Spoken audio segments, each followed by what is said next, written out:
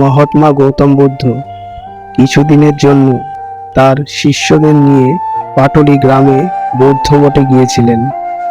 তার শিষ্যদের তথা গ্রামবাসীদের প্রবচন বাণী শোনানোর জন্য। সেখানে দ্বিতীয় দিন তার প্রিয় শিষ্য ৮০ বছরের গ্রামবাণীর মৃত্যু হয়। মৃত্যু এই জীবনেরই অঙ্গ এবং বন্ধনমুক্ত মৃত্যুতে কোনো শোক নাই, এই নীতিতে বিশ্বাস করতেন গৌতম বুদ্ধের সকল শিষ্যরা। কারণ মহাত্মা গৌতম বুদ্ধ তার শিষ্যদের এটাই শিখিয়েছিলেন। তাই তার পরের দিন থেকে স্বাভাবিক ছিল আশ্রমের পরিবেশ।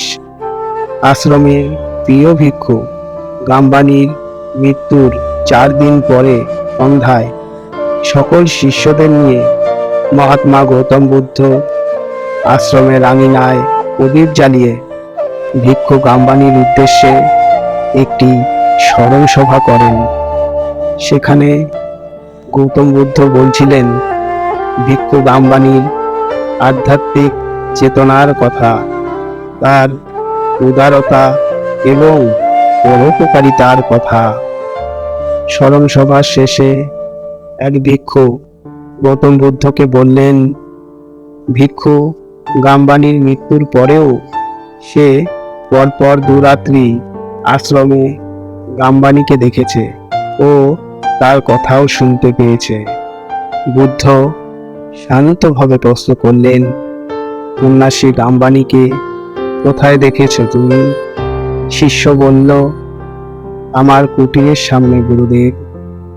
বুদ্ধ বললেন, আজ রাতে আমরা কজন তোমার কুটিরের সামনে থাকব। আমরা দেখব মৃত্যুর পর মানুষ কেমন দেখতে হয়। মহাত্মা বুদ্ধ তার 8 জন শিষ্যকে সাথে নিয়ে সেই শিষ্যের কুটিরের সামনে এসে উপস্থিত হলেন। সকলে মিলে কুটিরের সামনে চুপ হয়ে বসে থাকল। সারা রাত অপেক্ষা করে কেটে গেল। অবশেষে ভোর হলো। বুদ্ধ বললেন, হে শিষ্য, ভিক্ষু গাম্বানি এলো না তো?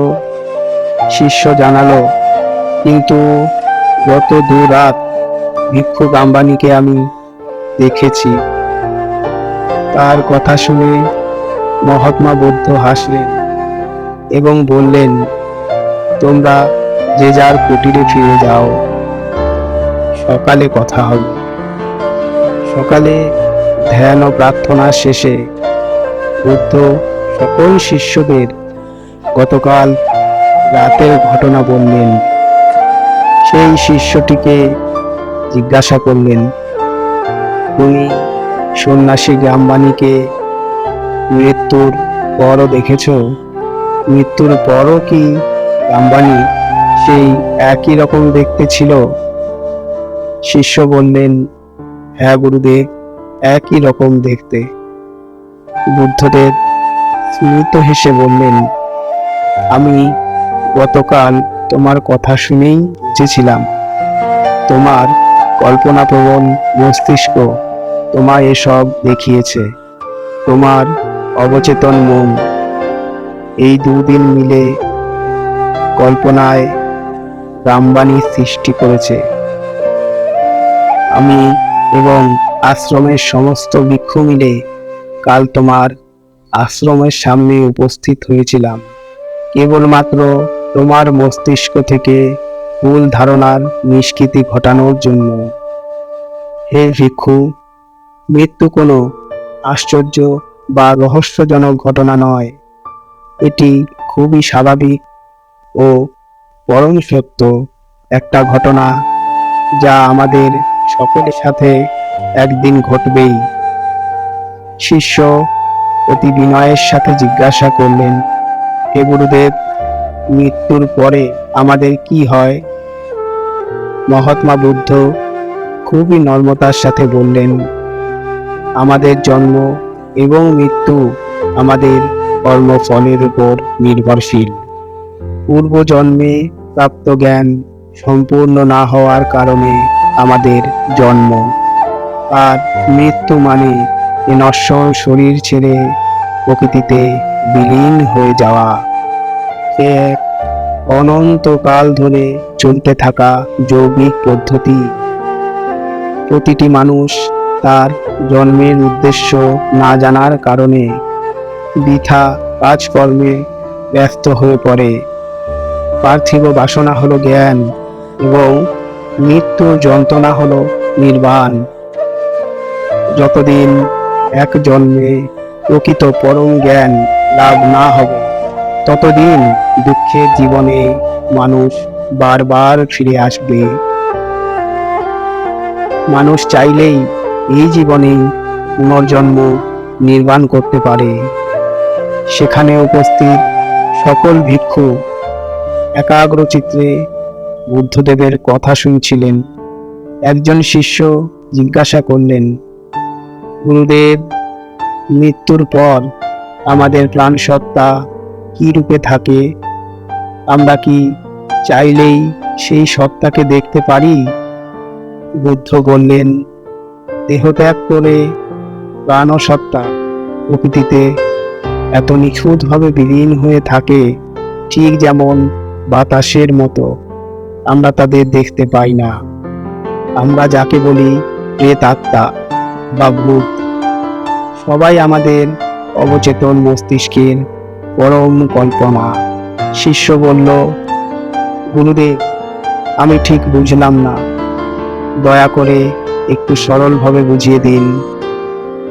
মহাত্মা বুদ্ধ বললেন, তোমরা সকলে চোখ বন্ধ করো, শান্তভাবে বসে আমি যা বলছি তোমরা ঠিক সেটাই করবে। সকলে পদ্মাসনে বসে চোখ বন্ধ করল।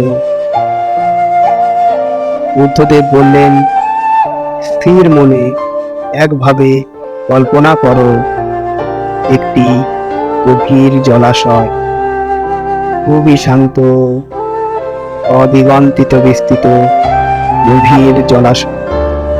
এরপর কল্পনা করো, সেই জলাশয়ের উপর শান্ত বসে আছে একটি শুভ্র বর্ণের বিড়াল।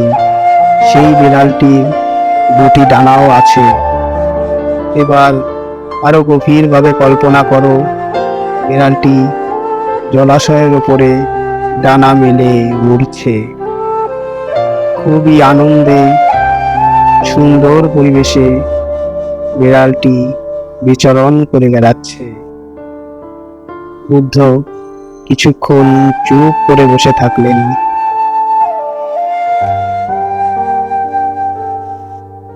সামনে বসে থাকা সকলেই চোখ বন্ধ করে গভীর কল্পনা করছে।